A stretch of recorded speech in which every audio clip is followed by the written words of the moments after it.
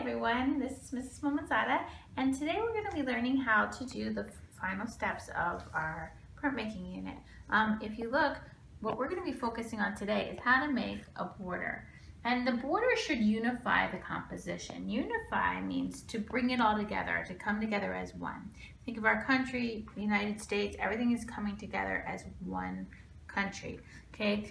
And how you can do that is through the art elements and principles of design. So you can have similar colors, you can have similar shapes that you see in the designs, but you will want it to relate. It should really bring it together. So it should come from this stage that you should be at now to designing the border, and it should really work well together.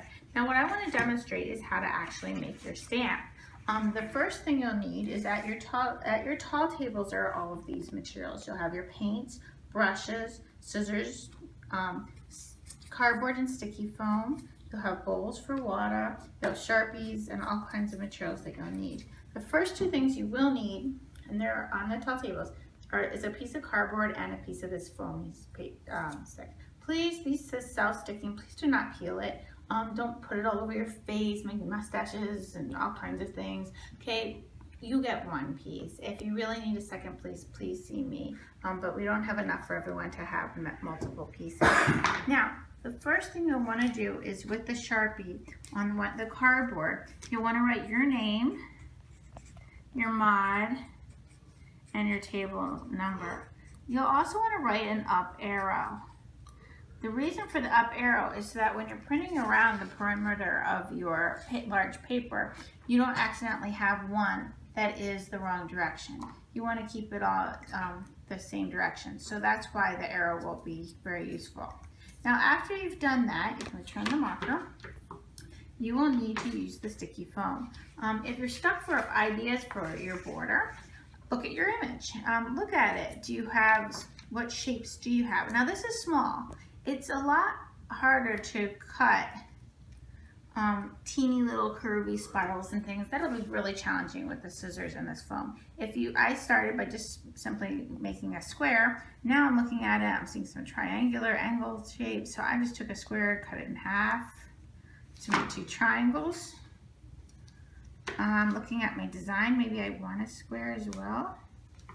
Maybe I want to tilt it because these look that could be kind of neat, like a diamond shape. And now if I wanted a circle, I recommend starting with a square and just rounding your corners. But with my design, it's pretty straight lines. So that is the technique I would do. Now notice while I'm designing my image that I'm not putting them right close together like that. You're making a stamp, and with a stamp, you will need space between them. So you don't want to position them. Notice I haven't peeled the back off yet. I'm still really designing what I want it to look like, my design. Once I've done that, if I have any extra pieces, then I can return them to this so that someone else may need that extra little piece. Now, once you've laid it out and you've decided, then it's time to stick them. If you're having, you'll need to peel back this and it should come off. If you're really having trouble with that step, just see me and I will help you peel them. Now, once you've peeled your shapes, you will have your stamp. If you don't like the position, for example, let's say, oops, you got it crooked and you wanted it more down. You haven't really pressed down yet, you should be able to peel it and reposition. Just make sure you secure it once it's in the correct spot. Now I'm just about done with this. The next thing I'll need to do is decide which color paper would be best for my border. If you look at these examples, these two are done on black to unify with the black ink. These two, this student picked a white paper, that student picked a light purple paper. You'll be able to pick pretty much any color. So if you don't see on the paper table the color you need, just let me know, raise your hand, let me know, and I will see if I have that color paper for you. I do have a wide variety of papers.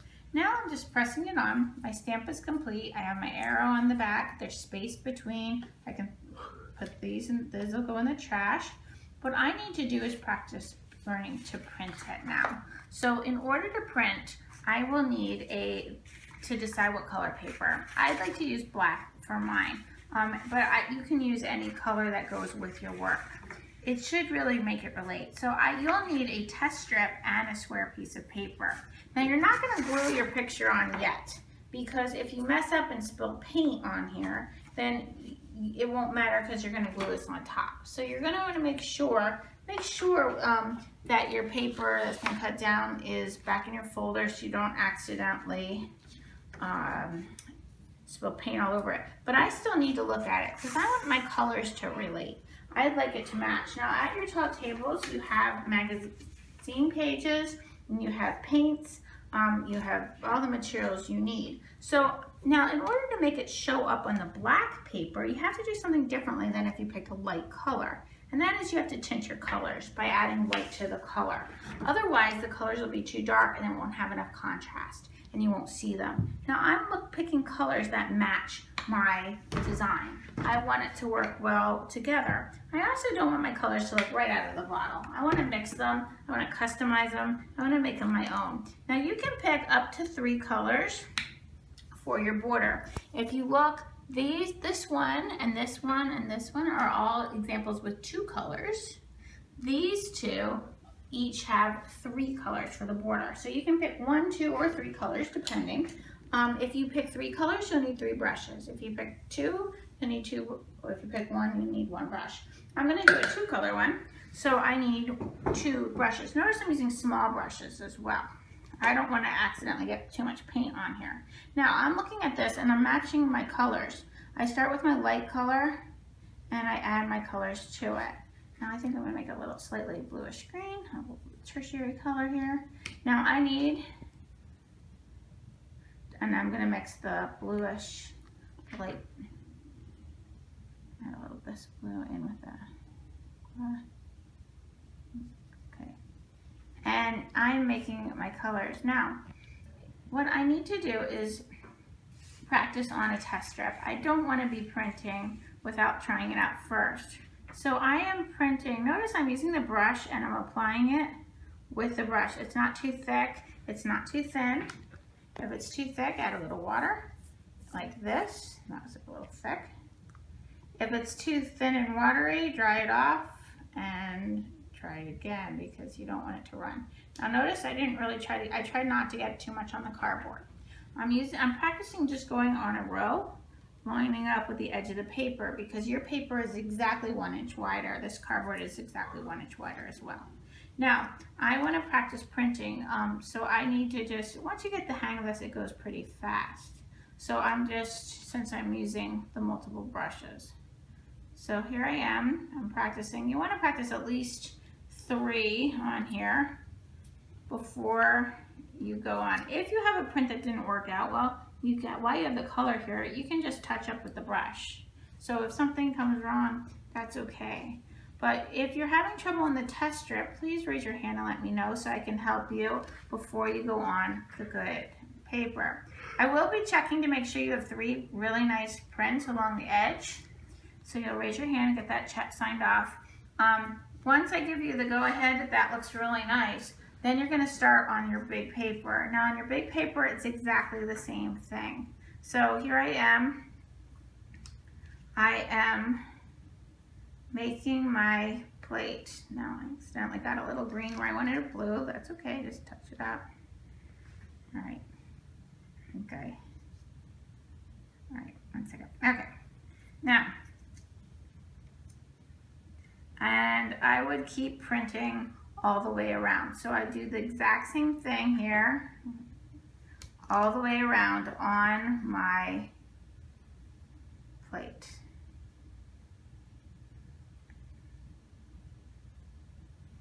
And notice I'm looking at the arrow, and I would do that. If you get to the end and it doesn't fit for some reason, you can just that's why you have newspaper spread out. Make sure you have your newspaper spread out, have your smock on, and everything. You're just going to print all the way around. So here's an example.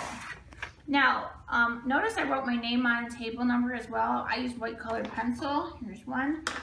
So that I would be able to see it on the dark paper. Now, when I glue this down later on, it will be covered, and I'm gonna print it on either white or black finally at the end, even bigger.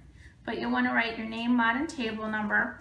And then on this, if you do not finish in your during the mod, how to clean this up. Let's say you only got halfway through it and you need to finish it next class. You never want to get this wet. This is cardboard. Cardboard will fall apart. So on your test strip, you'll notice there's a smear on this one. That's because when this was cleaned up, you just simply wipe off the paint on your test strip. And that's how you clean it. Each table has a bowl. They're labeled with your mod and table number. You'll make sure you stick, that's how all you need to do to clean that up. Now to clean up your brushes and your paint. Your paint, you will make sure to, and any messy newspaper. If it's decent newspaper, you'll just fold it and return it for my next class. Messy newspaper gets folded like this, thrown in the trash. They're at the Bucket Spa. You will notice it says dirty paintbrushes only. You'll just stick your dirty brushes in there since I only have one sink for over 30 kids. That way they will soak. The dirty paint water, because I don't want you waiting in line with the one sink and accidentally having someone bump into your dirty water, making it all over your feet. So just pour your dirty paint water in the correct bucket. This, when you get to the sink, you just quickly rinse when you wash your hands, and then you'll return to your seat. Now, what I want you to do with your wet paintings is you'll have your name on it, table number, and this. You will either hang it on the blinds in the correct shelf for your table, in the correct blinds, or in the correct spot on the drying rack labeled by table number. And your mod, I will tell you specifically which shelf or which of the drying rack is the correct one for your table and your mod, or the blinds depending on your mod. And at that point, here's an example of what a border would look like. Now, one last thing, if you notice it doesn't fit, this looks like it could be used trimmed down. Just raise your hand, I'll be glad to trim it for you. This one, a student accidentally got paint on this. So she asked me, can I customize it and add another piece of paper? Absolutely. So there's different ways you can fix it. If you need to draw back in with colored pencils, other materials, touch it up, whatever it takes to make it look really nice and unified. Okay, have fun printing. Thank you so much.